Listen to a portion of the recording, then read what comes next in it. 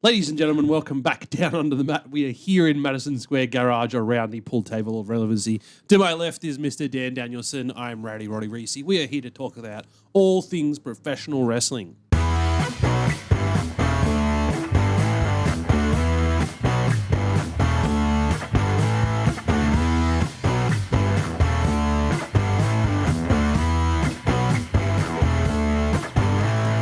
Dan, it's been a hell of a week for professional wrestling. It has been a week. Fresh off the back of AEW All In and NXT Great American Bash and Saturday Night's Main Event and Evolution. We watched 3 of the 4, and that's And the that's highlights of the 4th. Yes. And then I backed it up this week, surprisingly, watching Raw, NXT, AEW, and SmackDown, which I don't usually watch NXT and AEW every week. So I'm tired. It's too much wrestling, man. It's a Just lot. stop. But it's Stop. okay. We're here to do a podcast, and then we can watch Slammiversary on Monday, and then we've got Slam Pro Wrestling next weekend for us locally, and then we've got PWA the week after, and then we've got PWA coming down for the Food Festival the week after that. Then there's La Lucha Fantastica. Oh, that's the same weekend. Yep, same weekend. Yeah, no, you put 2 and 2 together. I then. put 2 and 2 together. Wonder why. Luke, I might just slide in your DMs. Well, yeah. So there's lots of wrestling locally for us, but also obviously on TV. I think I caught Raw, most of Raw. We obviously just watched SmackDown. I watched the majority of Dynamite. The parts I didn't fall asleep of because I was trying to watch it late at night, which is, on me. Sorry. Late at night. No, you're just cranky about Hangman Adam Page and John Moxley wrestling mere days after All In. Can we talk about that to start with? Let's just get it. Why? Why? That really irritated me. I watched the opening Hangman promo and it was Superb. fantastic. It Amazing. was brilliant. I also love AEW when they are in the smaller venues now. Because I think they're doing a residency at Chicago at that venue for a little bit. Yep. So we're going to be seeing that on Dynamite for the next few weeks. And Collision. And look, it looks great. I like the fact that they've embraced smaller crowds. Yeah. Because obviously, a couple of years ago, they were trying to get bigger arenas and it was, everything was taped off on the hard cam side. It looked really bad for them. Yeah. Now, if you've got 1,500 people in a building that sits 2,000, it looks fine. Yeah, it looks great. When it's 1,500 in a 6,000. Especially like those small arenas, they tend to have really good acoustics and Yeah. the crowd noise really travels. And they just look cool. Yeah. Like having the what's that, level above? Yeah, it's There's in a word. the back of my mind, on the tip of my tongue. I can't. You can't I want to think say of it either? awning, but that's not it. No, it's That's not it at all. balcony level, I guess is Yeah, probably what it could I be. think balcony is the right way to put it. But this opening promo from Hangman was brilliant. The fact that he came out and just said that I didn't deserve it, you all deserved it. Everybody in the fans, everybody, all of it. Goes on to thank everyone involved in the process of helping him reclaim that championship as well. Fantastic promo, right? This is absolutely. absolutely what Hangman should have done after winning the belt back. Hobbled to the ring, a beaten, broken man. Yep, and that's all he should have done. Absolutely. Why the hell do you get him and Moxie to wrestle, man? Dumb. All In was a superb, chaotic, catastrophic mess between those two men. Hangman nearly choked John Moxley to death. Who, mind you, we didn't really talk about it much on the review. Massive props to John for his selling of that. It was superb. But you had a match where they went through glass. They went through forks. They went through tables. They went through barbed wire. They went off a bed of nails. He got Give him a choked week out. off, bro. And then 4 days later, it's like, no, I'll just main event Dynamite. Don't worry about it. No, give him a week off, bro. You're going to take Ospreay off TV for weeks, nay months, from a chair shot, right? For his head getting stomped in a chair. Did you see the news on why? He's been written off TV to give him some time to rest because he ain't about that grind, bruv. Look, No, I saw that getting reported that he's having time off so he can recuperate because his schedule is so rough. I'd say mainly because of his matches and the way that he wrestles. No, it's not very that, man. high impactful. but if you, And then flying back and forth from London all the time. it's the flying. I think he was on his Twitter, he was flight 146 of the year or something. The fact that he still lives in the UK and then flies to the US weekly, twice a week, whatever he has to do the shows, then fly home. That'll burn you out, man. I get it. Flights suck, dude. Especially long flights like that. Doing the flights to Japan a couple months back is just so draining. But just doing it consistently, like flying in on Yeah. a Tuesday, wrestling on a Wednesday, hanging around till Saturday if you have to, doing a pay-per-view on a Saturday, then flying back Sunday, then coming back on the Tuesday. Nah, couldn't do it. Rough. But like the point I want to make is that why do you have Moxley and Hangman actually wrestle on your Dynamite? They should not be wrestling. They should be selling what they did to each other at All In. They should not have gotten into the ring. And look, put them in a match, but have neither of them able to suit up or able to get into the ring at any point. Because sell the fact that you nearly killed each other on Saturday night. That to me was just a bridge too far. I think everything else that they put on this Dynamite, I actually really enjoyed. I loved the. I think overall promo. it was pretty good. The Fletcher match was great. I think the promos from Darby or Darby being hanging in the rafters like Sting does now. I have a gripe with that. It kind of dawned on me during the week that they've essentially just let Darby assume Sting's gimmick. And to me, that's a bit of a cop-out. Like, that's unoriginal. And this is not just me shitting on Darby because I like to shit on Darby. It's just Isn't like, it though? I think prior to his involvement with Sting and then starting to do his shtick, Darby was fine. But assuming that and being in the rafters and doing the drop down, it's... But is that because Darby's copying out the Skater Boy Pidgey from PWA? No? Shots fired. Shots fired. Well, I mean, it's hard to ride a skateboard down from the rafters via, or off Mount Everest or whatever. Just go back to doing skateboard stuff. Because he did Stop with the Sting have stuff. the world. You ain't Sting. He's got the Guinness World Record for the world's highest kickflip that he did on Mount Everest. Of course he does. Of course, Darby Allin does. Of course he did. But look, that I think was fine. I think Tony's promo was good. I mean, I'm getting sick of this constant sexual innuendos all the time in every promo. You mean all four lips of Mercedes Moné that were nice and clean for her? Oh, just like, I'm the whore you all adore. I'm the tramp that's still the champ. And like she did that shtick in a few different ways, but she did it about 2 or 3 times too many. Should have done 2. Tramp that's still the champ. Boom, done. But no, you had to drag it on and do an extra few before doing tramp that's the champ. Are you getting Get some new material, bro. Are you getting too picky? No. No? Okay. No. I just like, for me, like really repetitive shit like that, where it's almost the same thing every week, get over it pretty quick. The thing I do want to talk about, and I think one of the parts of the show and the decisions from All In that I think I liked the most was the Young Bucks. Oh, yes. So obviously the Young love Bucks this. lost the match to no longer be EVPs. And if you've read all the articles and stuff since from the Wrestling Observer, it was very clear that the Young Bucks had said, look, we think our, position of power characters have run their dash. They're done.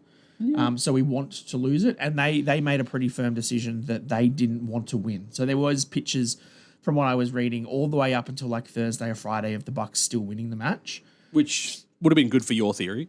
Correct, for the whole no Ospreay for a year thing. I like that story, but it turns out that that Tony decided to go with what the Bucks wanted, I guess, and they're no longer EVPs. But the way they pitched this on Dynamite, I loved it.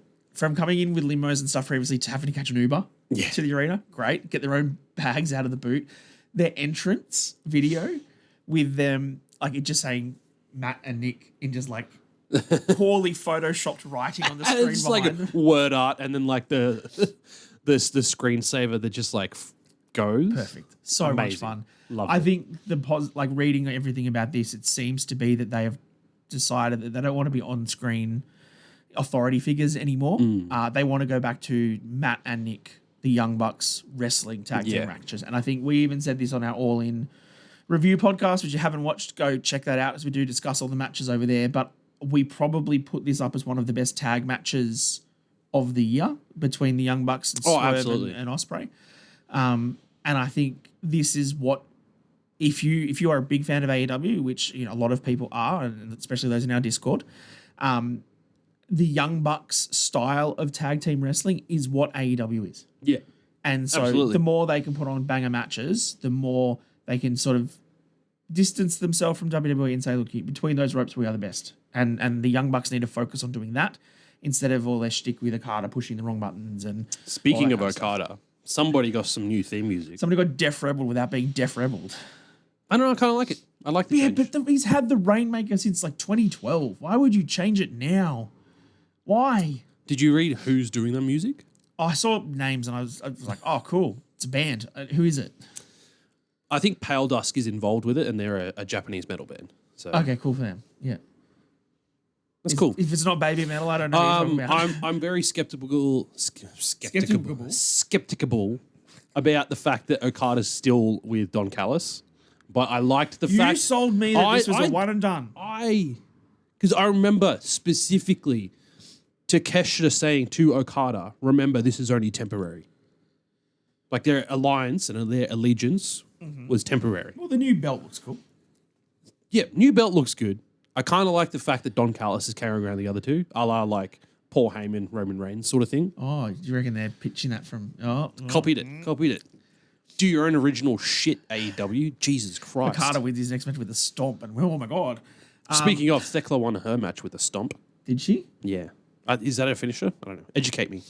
In the comments. I've never really watched enough Thekla to understand. She's the I transfer don't know. one, right? Yeah, everyone's raving about her at the moment. I'm yet to be like thoroughly impressed. She's good in the ring. Is it an official name to call them the Sisters of Sin?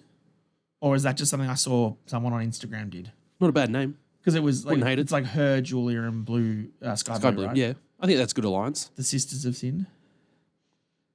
It's kind of like the House of Black, but female. Oh, I was going to say it gives me not safe for work trains of thought. Moving on. That's not where I was going. We all done with AEW? Shall we shuffle on? Let me just check my notes. Shuffle See if there's on, anything yeah. else that I had for AEW to discuss. Dan's doing the notes not related to Raw and SmackDown because I've got all those notes. So All right, let's go. Let's do All In.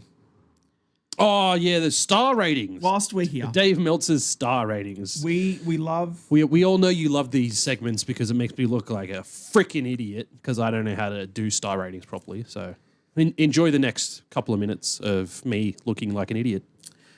So as we said, go watch our All In review if you would like to see what we thought of all the matches. But Dave Meltzer has released his star ratings from the Wrestling Observer for all the All In event. Okay, here we go. Let's start at the. We didn't watch the Big Boom and the. No, early skip stuff, the so let's pre-matches. skip all the No one gives pre-show. shit. Samoa Joe, Shibata, and Hobbs beating the D Riders in a trios match. Doesn't matter. 3 3/4 stars. Who cares?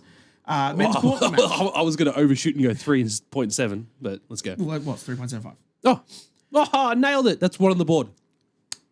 Okay, men's gauntlet match. Men's gauntlet. Oh, about 10 minutes too long. And the fantastic return of a shaved Juice Robinson. Grow the beard back, dude. Grow the beard back. I feel like 4 is overshooting, but I'm going to go 4.25. Oh, you should have stuck with 4 because it's 4 stars. Oh. Dustin Rhodes versus Sammy Guevara versus Kyle Fletcher versus Daniel Garcia. What did he give this one? Very emotional finish. Well, I'm so 3.25. He gave it 3. God damn Swerve it. Strickland and Will Ospreay versus I think we said the Young Bucks. on the review podcast this has got to be like a 6-star match minimum, right? I'm just gonna go 6 flat. You're going to go 6 flat. 6 flat. He gave it 5.5. He gave it 5.5 stars. Ah, damn it. Which I think, look, that's a valid 5 star. Oh yeah, easily 5 stars. Women's Casino Gauntlet match. What did he give the men's? 3.25? He gave the men's 4. 4. 3.25 for the women's. He gave it 4. Okay. Both of them are 4 stars. That's a cop out, Dave. Sort your shit out. Because one was clearly better than the other, and it was the women's. It was. I agree. Bobby Lashley and Shelton Benjamin versus Christian Cage and Nick Wayne versus what's Speedball and Jet Speed. Jet Speed. I was going to go Bailey or whatever. I don't know. Where's... Never mind. I'm an idiot. Moving on. What did he give this match? 3. He gave it 4 stars. I don't reckon it was that good Neither of a do I. match. I don't remember anything from it. Would he have given it 4 stars due to the segment after, or is it just like purely match, not segment? Purely match. Purely match. Okay. Purely match. Man, I'm fucking shit at these, dude. Yeah, we'll talk about something else. I'll put some extra context into a different one. So 4 stars for that. Toni Storm versus Mercedes Moné. 5. Yeah? I reckon that was a really good match. 4 3/4. Fuck off, Dave. The 4th time we got to see Kazuchika Okada versus Kenny Omega. I A Star personally, Factory machine. I would rate this 4.25. But what would Dave rate this? Surely he gave it 4.75 or above. He gave it 4.75. Oh, nailed it. That's 2 on the board. 2 on the board. And the final match. Hangman Adam Page versus John Christopher Moxley. I don't know if that's his middle name. What did Uncle Dave give that main event of All In? That's a bit of a tough one. Is it? Does Dave love death matches? Is he favorable of them? I believe he gave Hangman Swerve 5 stars. So this one's got to be... Not the second one. I think the first one he did. The second So one this has got to be in he a did. similar sort of echelon, right? Mm-hmm. 4.75. He gave it 5.5 stars. 5.5. He thought that Jesus. match was as good as the tag match. It did have a very bloodline sort of feel to it. Like, The Line Rules. it's going to be a line rule. Okay. Yeah. I think that's all the AEW I have to discuss. I am not looking forward to legend Adam Copeland waiting for Christian and them doing a tag match. Go at Seth find yourself. That's still pretty lame. Terrible. Daytime's so bullshit. Speaking of terrible people that should retire, Goldberg. Goldberg can just suck a lemon, dude. He's obviously come out and he has Luke, complained. put the Simpsons lemon face there and say, just, this is Goldberg. Obviously, he's come out saying that, you know, he was cut off. He didn't get TV time for his speech. Did you see Bret Hart? This is the one time I'm going to say something positive about Bret Hart. I think he got interviewed by NBC or some shit. And he said he would cut off earlier. Yes. It's one time I'm going to give Bret Hart credit. Have you seen all the memes of people being like, was Okada behind the back just pushing the wrong button? I pushed the wrong button. I'm so sorry.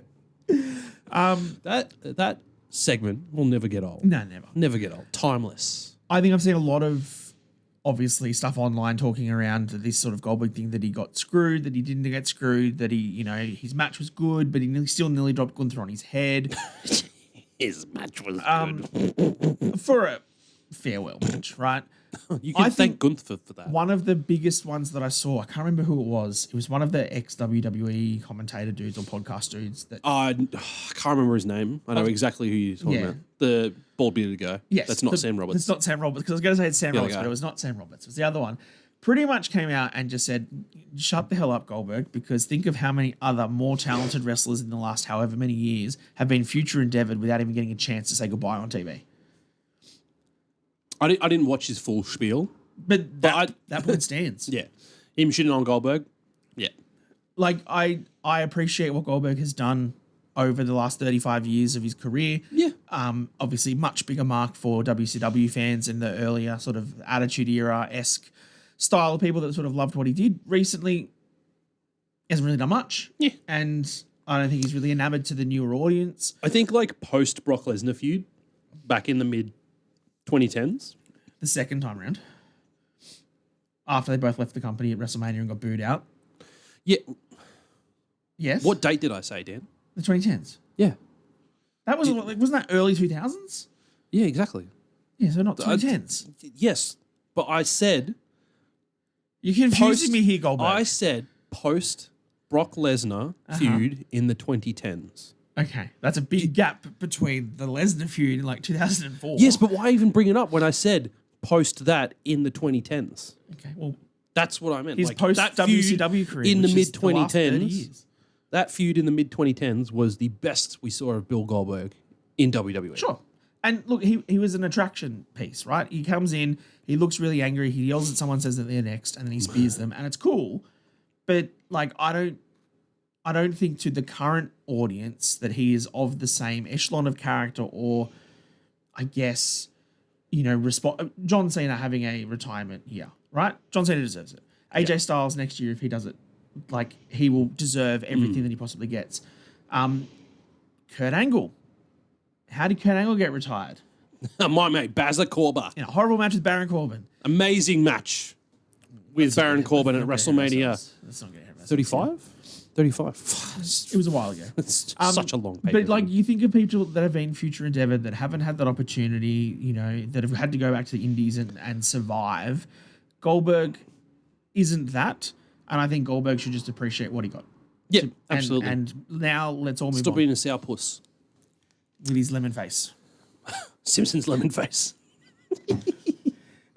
Speaking of other people complaining about stuff on television, It's such a great face.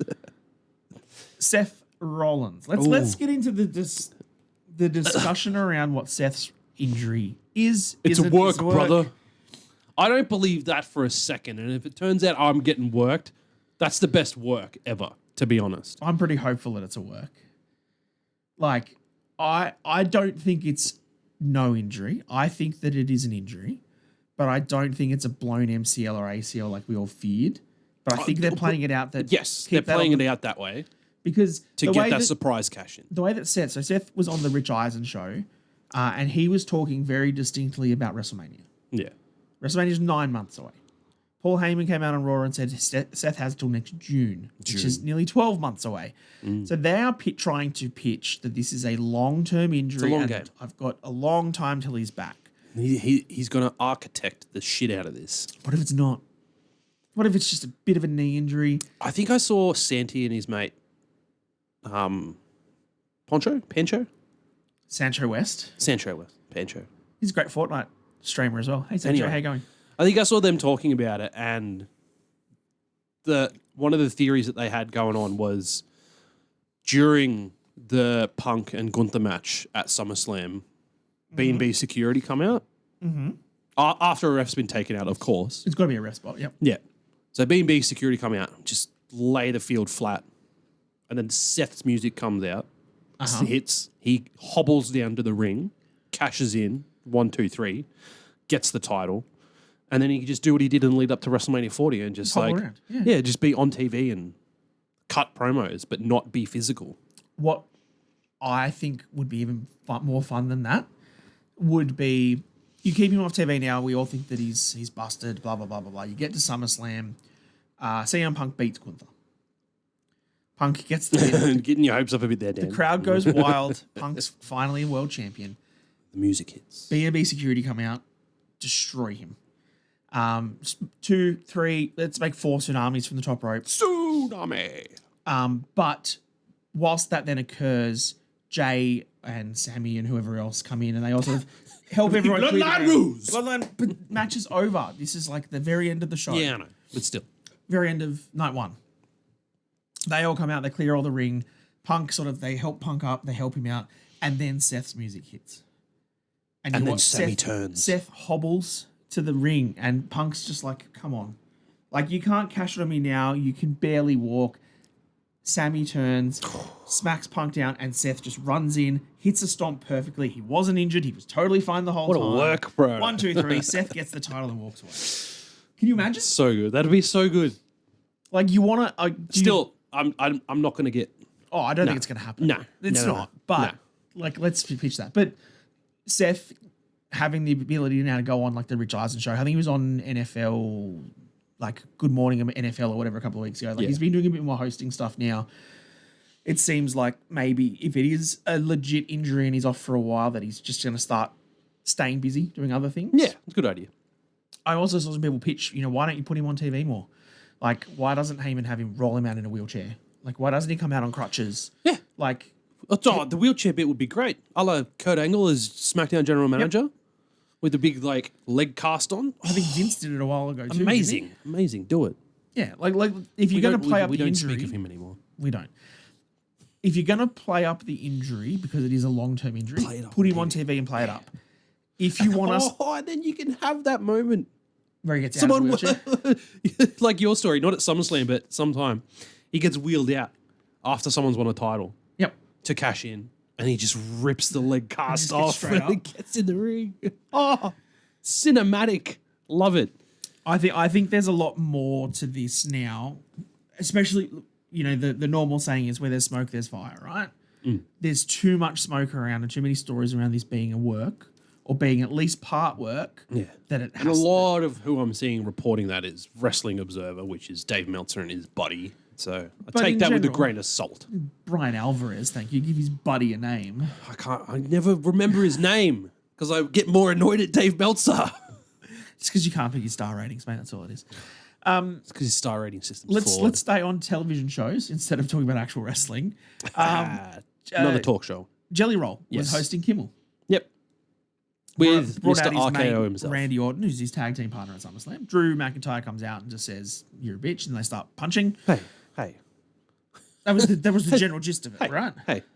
He gave him his like congratulations for losing so much weight.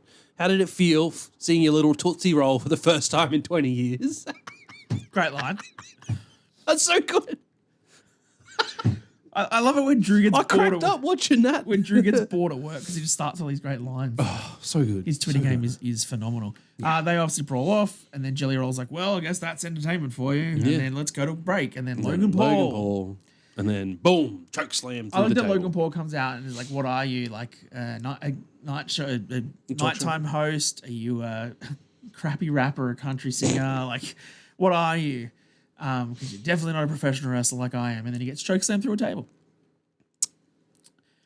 Interesting way to try and put this feud through, I guess, the mainstream media, because you're going to try and get those mainstream eyes on because they want to see Jelly Roll. Yeah. And I think Logan Paul's pretty well known. Oh, absolutely. Well. Yeah, totally. And I mean, Randy Orton, I think, would be for a majority of people. Drew, probably not as much. Yeah. And this probably gets those two a bit more out there. I think this is going to bring a lot of new eyes to SummerSlam and WWE as a whole. And I mean, you look at Jelly Roll, he has lost a ton of weight. He's lost a lot of weight. He's going to be doing a moonsault at SummerSlam. We can't wait. Do a 450, bro. Just go hard. Shooting star press. It's you got 3 weeks. You got 2 weeks. Yeah. But the way that Triple H has said how he's been down there like almost every weekend since like WrestleMania. Apparently, he used to do wrestling training like before he got into music. Yeah. Okay. Crazy. Maybe he was born for this. Or maybe he went to jail and got better at it. I was hoping you'd say maybe it's Maybelline. I was trying to get something to rhyme with maybe it's Maybelline, and that's kind of where we went to. So, look, I'm skeptically optimistic about Jelly Roll. I know I put that post out on TikTok, like, nobody asked for this. I don't care about this, but I care about this now. As long as it's not piqued Travis my Scott. interest. Yeah. Fiend. I think everyone's now saying that Travis Scott is not what they all thought he was going to be. Speaking of someone who is not who they thought it was going to be, where's Austin Theory? Wrestling on main event against El Grande Americano. Well, I mean, El Grande Americano on main event sucks, but also he's wrestling in AAA against someone. Yep. Oh, Octagon Jr., wasn't it? Oh, he's Octagon Jr. Yeah, right. Yeah. Yeah. That's pretty cool. Did you see the clip of the greatest match of all last weekend that we didn't actually talk about was the mixed tag match of Mr. Iguana against the Cobra, Santino Marella. Did you watch the clip of that? Yeah. Did you also see the other clip of Mr. Iguana getting stink faced by Lola Vice? No, I didn't see that. But someone took a still of his face afterwards, and he was like, I just saw the clip where like the Cobra accidentally hit him when the Iguana was on the ground, and then Santino tried to give him CPR and get the Iguana to come back. And if you watch the clip, and I don't know how if Luke can put it in the video somehow and like pause it. Good luck editing that. If you can't, it's fine. But go find it on Twitter. There are literal children crying when the iguana gets knocked down. So funny. And like that's dedication to the business, man. Those kids love that iguana. They do. We need to get. He's very popular. Set. We really do. We do. Put it somewhere not as distracting as the John Cena face was. Well, Opus didn't pick it up last week, and I didn't have to make any edits, so that was a good thing. That's perfect. Good to know. We're going to keep going with your notes, or we're going to pivot to shows? Before we go to the shows. Okay, cool. Last thing that we need to talk about is we did touch on the huge weekend of wrestling we had last weekend. This weekend, there is not as much wrestling, but there is one big TNA Slammiversary show. And we are now being told that show is confirmed that show is going to be phenomenal. Yeah. Oh, boy. Can't wait. That's going to be amazing. Yeah. Oh, it's phenomenal. It's going to be phenomenal. That's the not joke. amazing. Yeah. So AJ Styles, confirmed for Slammiversary. People have been asking for that for years. Hopefully this is just a guest spot, but then... Guest spot that leads to something. Absolutely has to lead to something. Surely Trick Williams, right? Surely Joe Hendry when Joe Hendry wins the title back. I don't want to see Trick versus AJ. You can get that on NXT. Give me Joe Hendry against AJ I watched Styles. NXT this week, and Joe Hendry teamed with Mike Santana and Trick Williams against Wesley and his buddies, I think. I don't know. I can't remember. Anyway. Why did Trick side with the two guys he's facing? Because it just makes for dynamic TV. I hate when they do that. You know what a thought that crossed through my mind during that match was? I was like, man, I really don't give a shit about Joe Hendry anymore. Wow. Really? I didn't even pop for his entrance. Okay. It could have been that I'm like very out wrestled, but I also like, I think after that WrestleMania spot. Oh, you can't top that. Nah, it's just downhill from here. Well, I mean, admittedly, I think that like his whole run last year and then him being on NXT, that was like pretty peak. Yeah, but Then you like got the being at Royal WrestleMania. Rumble, and then there was the Royal Rumble Royal spot. Rumble, WrestleMania, dropping the title to Trick Williams, and then what he's doing now. Yeah. Look, I might change my mind sometime, but just at the moment. Maybe when he's a little stale. Surprise fifth member for the Team Roman Reigns against Team Seth Rollins at Survivor Series War Games. Crazy. Who knows? It could happen. Oh, did you see Enzo Amore is going to be at TNA Slammiversary as well? Yeah. He's bringing Zilla Fatu, apparently. Yeah, they're on the pre-show match. There's like the 4 people from, We're getting another one, guys. This is another one for the coming. bloodline. Wasn't that what Drew McIntyre said? If you want to go well in the business, just change your last name to Fatu. Did you see Naomi's response to that? Yeah. That's what she did. Love it. All right. Show talk. Let's go into the shows. Kicking off Monday Night Raw this week. The brand new Women's World Heavyweight Champion. Your main Naomi. Comes out, cuts a great promo, gets interrupted by Mami, Rhea Ripley, and then they get interrupted by Io Sky, looking amazing in a Canadian tuxedo. I mean, about 30% of a Canadian tuxedo. Not really a whole one. We're going to say this, but we'll put the back shots right here. They essentially launched right into it. Triple threat match confirmed. Right into it. Show's going off the rails, bro. They have confirmed the triple threat match for SummerSlam, which we all thought was going to happen. We all thought it was going to happen, but Naomi needs to come out on top. Absolutely. And they also then need to try and, I guess, somehow pitch in a storyline that then Naomi into Stephanie makes sense. Because Stephanie has that title shot at Clash in Paris. But I think, from the way I think the SmackDown commentators were talking about it, she gets to choose her competitor, which kind of doesn't make sense. I thought it was just the one from your brand. But, brand split, lol. I suppose she was on SmackDown this week, wasn't she? Yeah. Yeah, okay. You can put her against Jade or Tiffany. I'd probably prefer to see her against Naomi or Io or Rhea again, but who knows? Look, I think this I'm just trying to think of the most interesting match for Stephanie. Julia. Again. I was going to say, but like it's for a world title shot. It's not just a title you shot. You don't waste the winning the to go to the US title. No, you don't do that. She's not Austin Theory. I think this triple threat will be fun. The one comment that I'll have for this Raw and I guess this SmackDown to a degree as well is that I think Triple H and that went, hang on, we just finished Saturday Night's Main Event and Evolution stuff. How long till SummerSlam? 3 weeks. Oh, 3 weeks. Oh, shit. Shit, we better book some matches, boys. Let's go. They went absolutely ham. So we got that one confirmed. We got the Women's Tag Team Championships also confirmed on SmackDown, but Roxanne and Raquel made very quick work of the Kabuki Warriors on Monday Night Raw and then pivoting to SmackDown. Well, she's such a good SmackDown. If she's such a good tag team wrestler, why did they lose? Again, I'll blame her tag team partner. Not having enough. No, you can't blame Kairi Sane for that shit, Dan. Everybody blames Kairi Sane for everything. It's not your fault, Kairi. Pivoting to SmackDown, touching on the Women's Tag Team Championships, Charlotte just goes and talks to Adam Pearce and just gets a title match for SummerSlam. Also, why is Adam Pearce on SmackDown? Where was Nick Aldis? Nick Aldis was on Raw the other week for Adam Pearce. Calm down. They're just brand split. LOL now goes to the general managers. Yeah, we have by brand managers. Okay, sure. But yes, that match has been confirmed. And then Charlotte rolled up Raquel for the win on SmackDown after some distraction and interference from Alexa. And then now you got Alexa and Roxanne for next SmackDown, which should be a pretty good match. You had the Judgment Day segment on Raw with AJ and Dom trying to run away. AJ just like praying in the corner, just like, I love his little like. AJ is like... He's having fun. He's having fun right now. Has he replaced Carlito? as the comedic, maybe. side of things for Raw. Yeah. Because it feels like all of the like gags and funny bits, which has always been around Judgment Day, but not necessarily done by the Judgment Day. It was always done by R-Truth or someone else coming in and out. It's AJ right now. Oh yeah. And I'm not against it. I think AJ and Dom will be a burner if they actually give them a good opportunity. It'd be a really fun match. Yeah, absolutely. We had, I think it was the first like hour and a half. No, first 90 minutes was all women's wrestling. All women's wrestling for Monday Night Raw. Which is the first time in Raw history. Yes. Ever. Ever.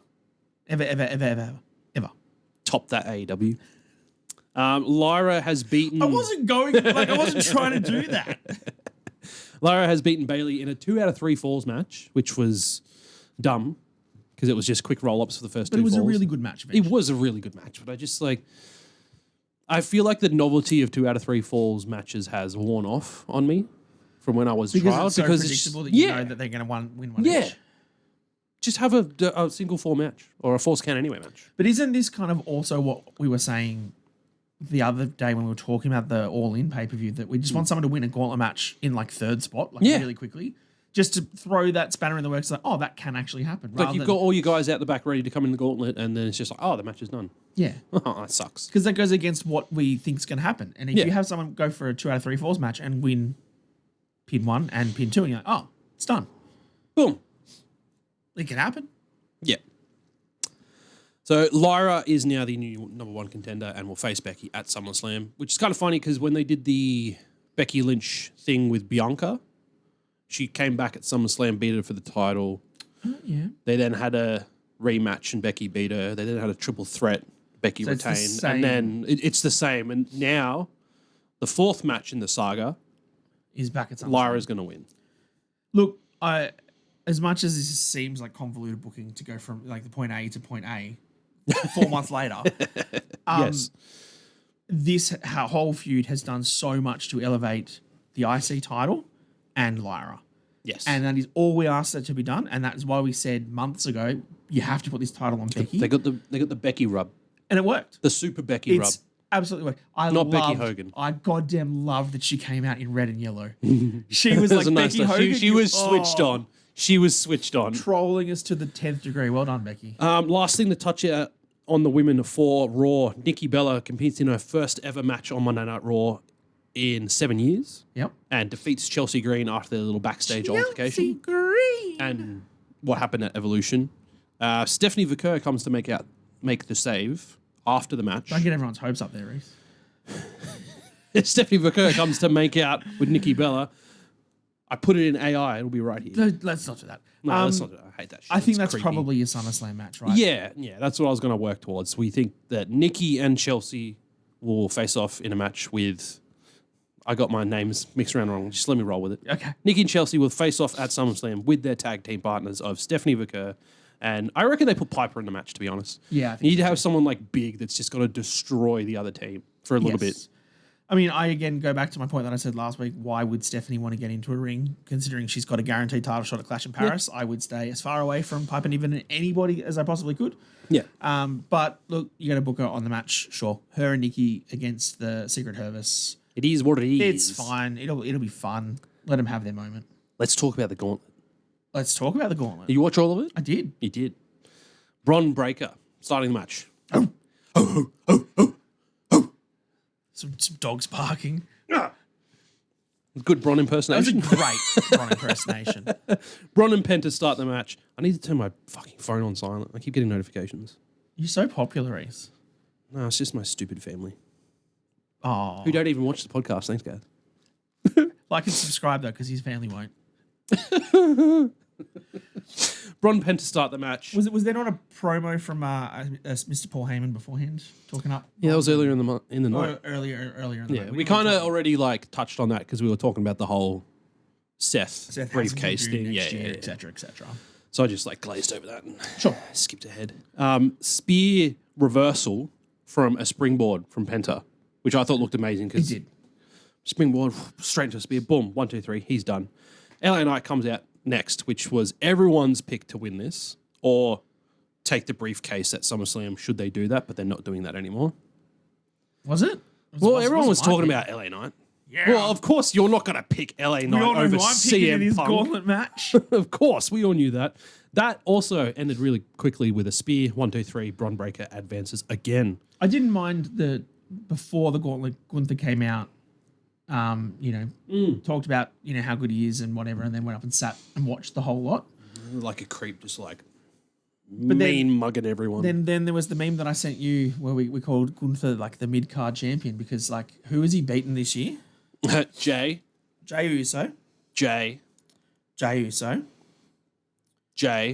I mean not Jay, but It's got the order and Jay's in it like 4 times. well, because he has wrestled him several times. I need to find this list. So every opponent that Gunther has had in 2025 so far: Here we go. Jey Uso, Akira Tozawa, Otis, Axiom, That was a pretty good match. Jimmy Uso, Jey Uso, Pat McAfee, Jey Uso, Goldberg. So you remember when he was like the ring general and was like having banger matches with Seth Rollins and Chad Gable and Sheamus and Drew McIntyre and now how the mighty have fallen. like this has not been Gunther's year. No, not at all. He's going to lose that title to CM Punk at SummerSlam. I mean, I you hope said so. it. I hope so. With the rate he's going, he's not the man he once was. And that sucks because I don't think he's done anything wrong It's to just not the be booking. that man. It's the booking and who he's been. Like that whole like few weeks when it was Alpha Babes, Akira Tozawa and Otis. Like, who the fuck cares, bro? Why? What are you wasting my TV time with this shit for? And I loved the feud with Pat to try and put the extra sympathy on Pat and the extra heat on Gunther. But all that has done has burnt Pat McAfee out so that he's not commentating anymore. Yeah, good work. Get your rest. Now Dan's just got to deal with Joe Tess all the time. Oh my god, I hate Joe Tess yelling so much. He's so annoying. I'm glad Corey Graves and Wade Barrett are good on Raw when they get their chances. Yeah, they're really good. Let's get back to this gauntlets because Bray, he dead. Bron Breakker and Jey Uso. See, I merged their names together. I saw what you're doing. Burn. It's been a long day, ladies and gents. Maybe he was burned. We don't normally record this late at night. And also, it's. I was at a concert last night, so I got like less sleep than I normally do. Past but his bedtime. It's still 7 hours is still enough. Is it not? I was up late, bro. 7 Leave hours me of alone. sleep is plenty as an adult. I usually please, don't in go the to bed. comments, I let don't us go to know. bed at midnight like you fucking weirdos in this house. I go to bed at a respectable time, like 9:30. Yeah, after you've had your pensioners dinner at 4:30 p.m. Damn right. As soon as the bistro opens. Absolutely. Bron Breakker and Jey Uso. And here is where I started to get worried. I was like, shit, it's going to be Jey Uso again, isn't it? Yeah. Gets his Yeet entrance. Great. Then he wrestles Braun, and then that's all fine. Then he has a mid-match entrance. Play it back. Oh, I'm getting so over it, bro. We want to shit on Adam Copeland for like coming out to save his mate and running to the crowd and then getting his pyro. And we want to shit on Penta for walking to the ring. Jey Uso literally in the middle of the match decided to get the crowd to start yeeting and play his music. Are you kidding? Come on, guys. Liv can't believe she committed suicide. Sorry, Liv. As you were. But yeah, look, that I know that the crowd loves yeeting. Do it at the end of the show when everything's finished. Like let them yeet. But then Jey came back again to make the save after the gauntlet and got a third entrance. What the hell is this shit? Yeah, look, I'm getting a bit over it. Anyway, thank God Bron Breakker speared him out of his little tiny booties and pinned him 1, 2, 3. Because then we got Bron Breakker versus CM Punk. Did we what? That segment in the corner where he's just like beating on Punk and he's like, "What time is it? I don't know. Do you know what time it is? It's clobbering time. It's surely not clobbering time here." But it was great. It was great. I love that Punk sort of, as soon as he ran to the ring, still in his jacket, just like straight into the match. Yeah. I think this was really good. This whole gauntlet very clearly showed, whether it's within 6 months, whether it's in 12 months, whether it's in 2 years, we're strapping the rocket to Bron Breakker. Yeah. And this whole Seth faction and everything about the vision and all of this cash in and everything is going to be a fantastic story that we're telling to put over Bron Breakker. Yeah. Because, my God. We're building the future now. He's so good. And the fact that he worked so well with Penta and with LA Knight and with Jey Uso and with CM Punk, all 4 different styles of wrestler too. Yeah. Just put Braun to the moon. Like, he is going to main event WrestleMania because he is so talented. He has such a great look. He has such a great spear. He's so good in the ring. He's so goddamn athletic. And he's not bad on the mic either.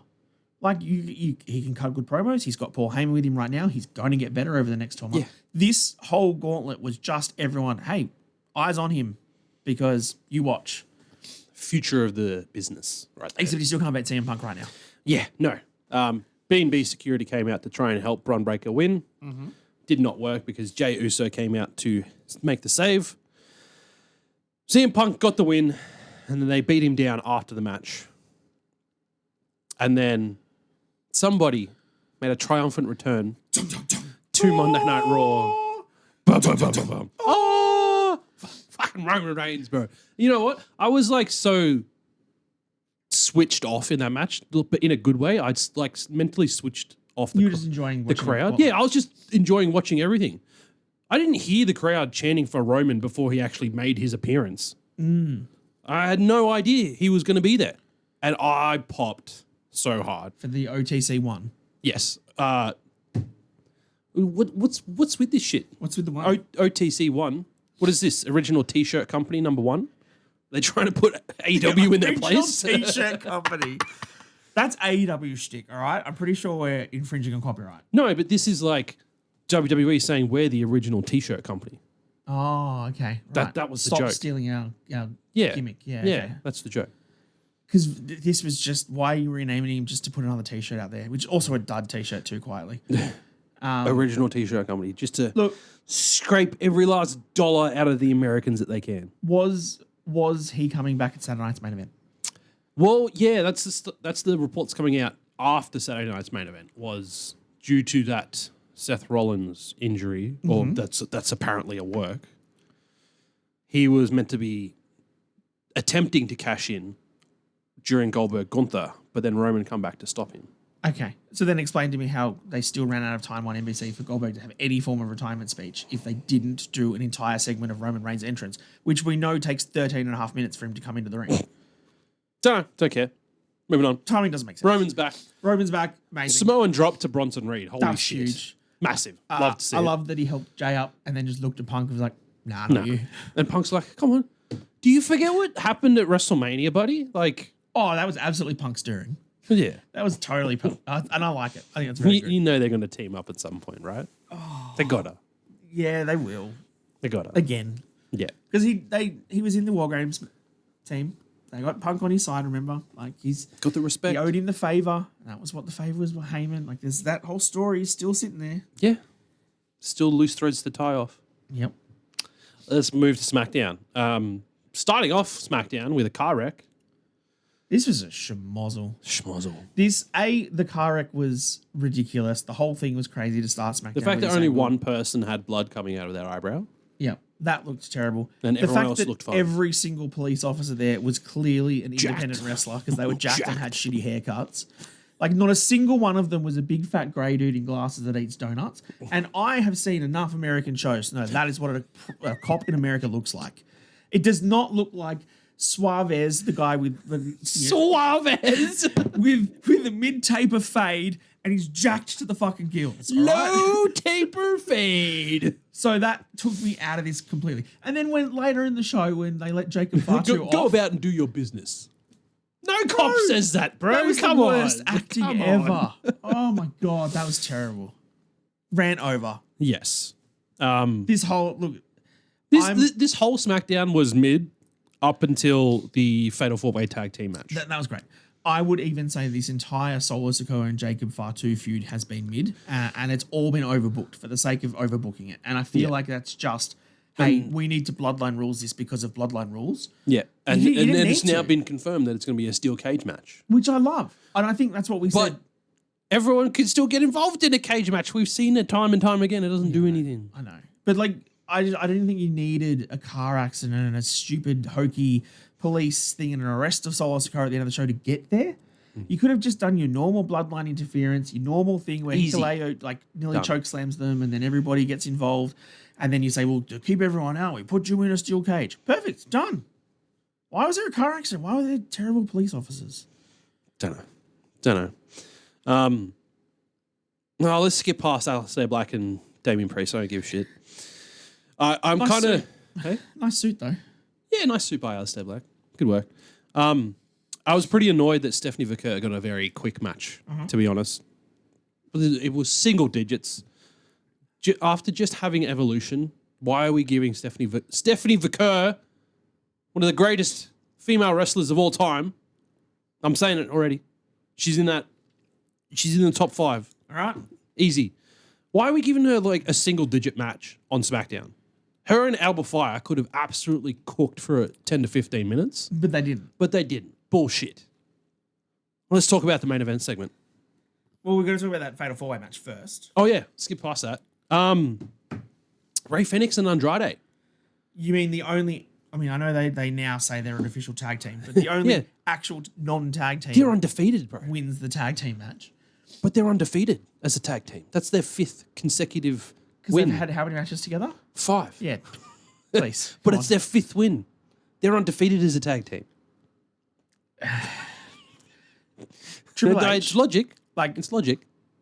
can you just give us the Lucha Bros? Lucha Bros, We come want the on. Lucha Bros. This is such a cop-out. We want Rey Fenix. We want Penta. We want the Lucha Bros. We know how amazing they are. Just give us to them. Don't give us the Lucha Bros off Timu. And I'm not saying that against Andrade. I'm just They're a saying really good tag team, though. they are really fun. They work well but they're together. just not Lucha It's Bros. not the Lucha Brothers. Come on. It's cop-out. Just give us the Lucha Cop-out. Bros. Yeah. That match, a lot of fun. I don't understand, though I kind of do now after you made a comment. I don't understand how drastically different the Raw and SmackDown tag team booking is. It's ridiculous. Tag teams on SmackDown shit all over Raw. What do we got?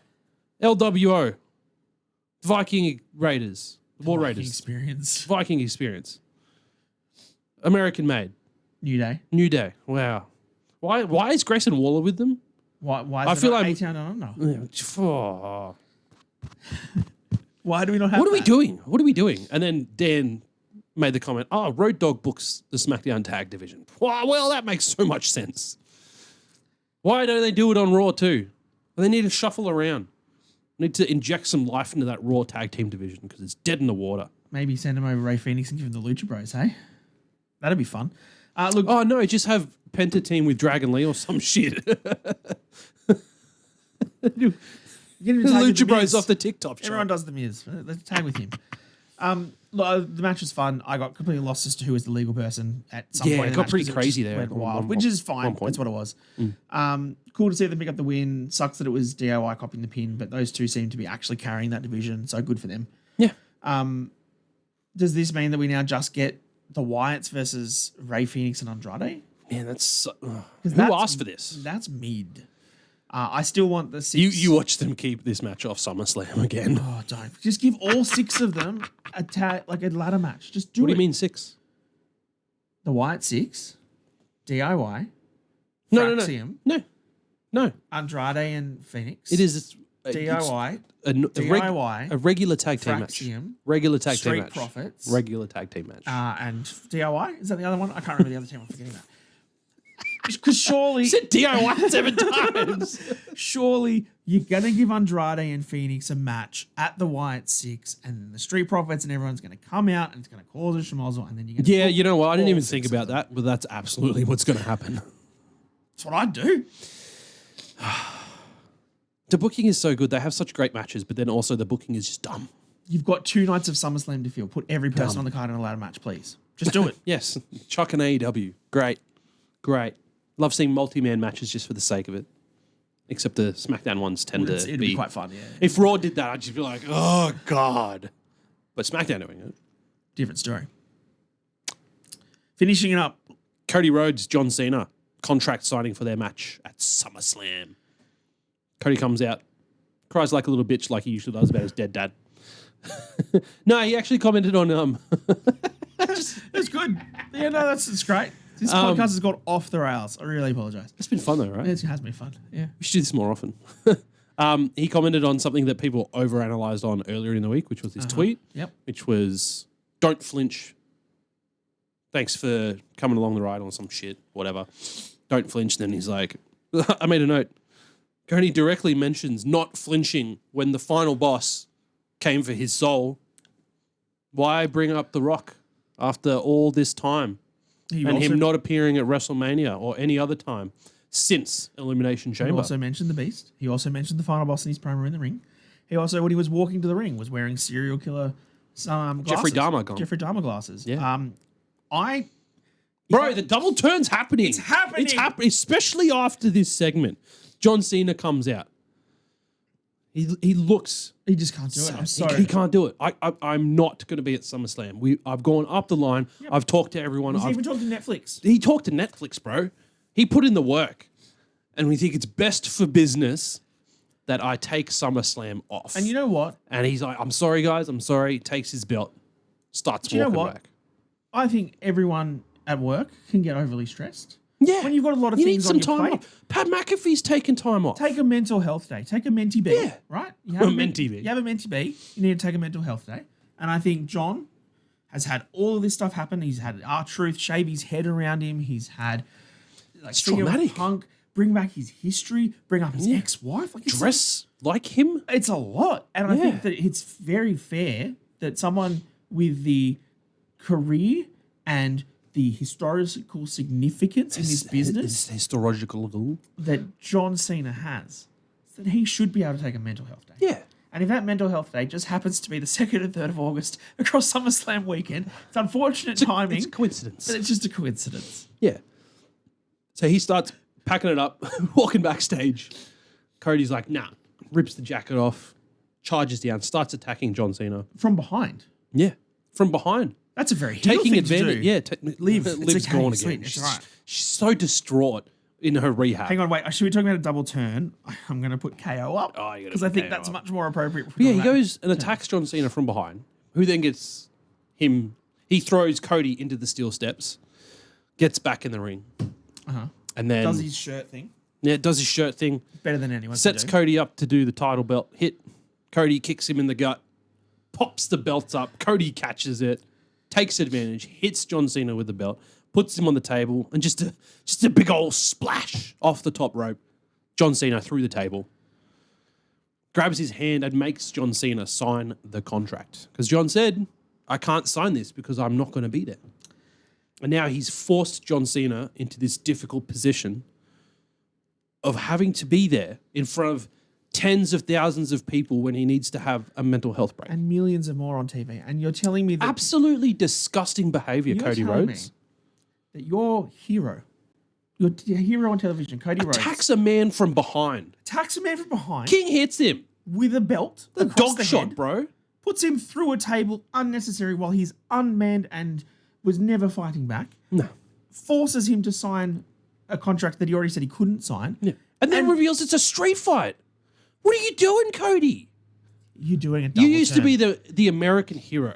Now you're the American nightmare and you're doing a double turn, and I can't wait for this to happen at SummerSlam and for me to be right. Oh, bro, it's everyone to go back to the TikTok. Months ago. This is going to be so much better than Asuka being a tag team wrestler. Like, I promise you, I'm never going to let Reece hear the end of the fact that I called a double turn months ago. I never disagreed with you, though. I know, but it's still going to be like, I'm going to hang my hat on it for months. Oh, absolutely. We'll just we'll repost that clip of your prediction like a month and a half ago, 2 months ago. Yeah. Every day. Double turn. If it happens, every day, we're just going to repost it. Every day. That's it. That's all the wrestling notes. All right, fantastic. Wrap it up there. You got anything else? Didn't you have Evolution star ratings? Oh, I did. Do we want to do that quickly at the end of the show? We can do that. We're just right on the hour. We'll do you guys a solid. We're too late. We're going to go over anyway because of the intros and the exits. So, there was that 2-minute stuff up at the start, so we can just cut that time. Go on. Dave Meltzer's star ratings. We'll finish with this because again, I'm terrible at these apparently. And apparently, I've never been on live television before. And I'm not doing Saturday Night's Main Event. I'm just going to do Evolution. From obviously what we've seen online and what we discussed, I think we probably didn't glaze the show as much as a lot of others have. What, Evolution? Evolution. I think most people have said it's the best pay-per-view of the year so far. Yeah, even like a day after All In Texas. Yeah, it was. there wasn't any bad matches. And I think we were a little... Oh, we were pretty harsh on Tiffy and Trishy, I think. Yeah, but I don't think it was bad. No. It was just not as entertaining as the rest of the matches. It's not quite what we wanted. Yeah. So, let's go through the star rating, see if Dave Meltzer agrees with, I guess, the general internet wrestling community's consensus that it was the best pay-per-view of the year. Yeah. Okay. Do you agree? I'd put it up there. Top 5 by the end of the Tiffany year, Stratton easy. versus Trish Stratus for the Women's Championship. What did Uncle Dave 4. rate it? He did not.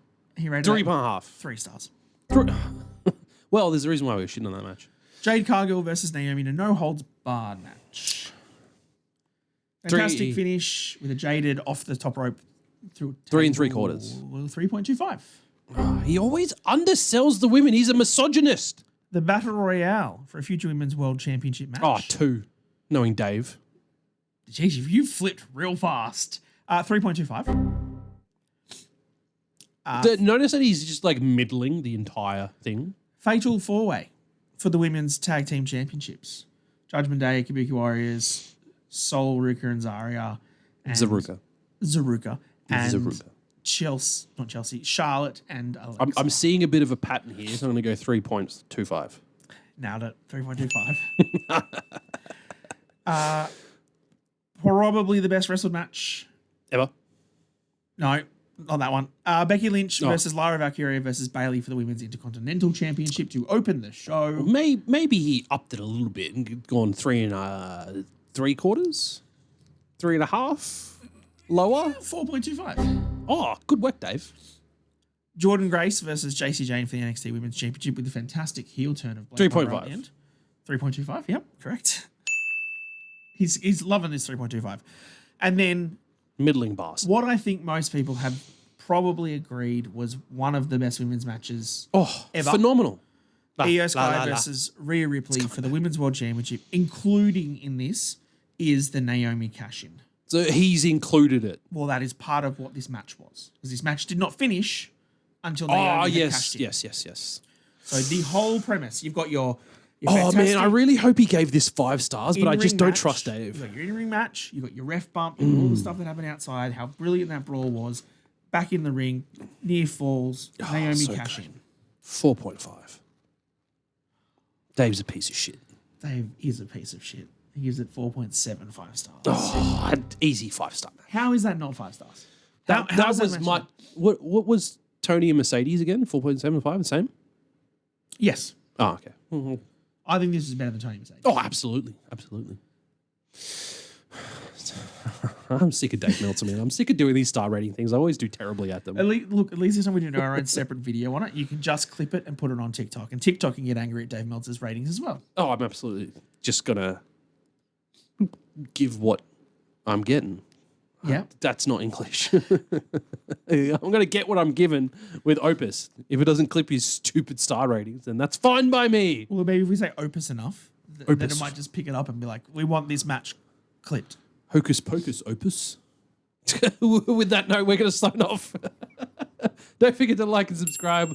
I hope you've been watching that scrolling bar on the bottom. That's got all of our social media pages. Come join. Follow them all. Come join in the conversations, all things professional wrestling. Come hang in a Discord. Yes, coming out the Discord. I think it's invite only, so we might need to fix that. No, it's not. But we also don't want a bunch of randoms. The invite is in the comments or in the description of the YouTube videos. Please click on the link in there and we will let you in. So go subscribe on our YouTube page. Click the Discord link. Come join us on Discord. Got a bunch of people in there. Talk shit every now and then. Thank you, Mr. Dan Danielson, for your time. I've been Roddy Reese. We have been Down Under the Mat, and we will see you next time. Too sweet!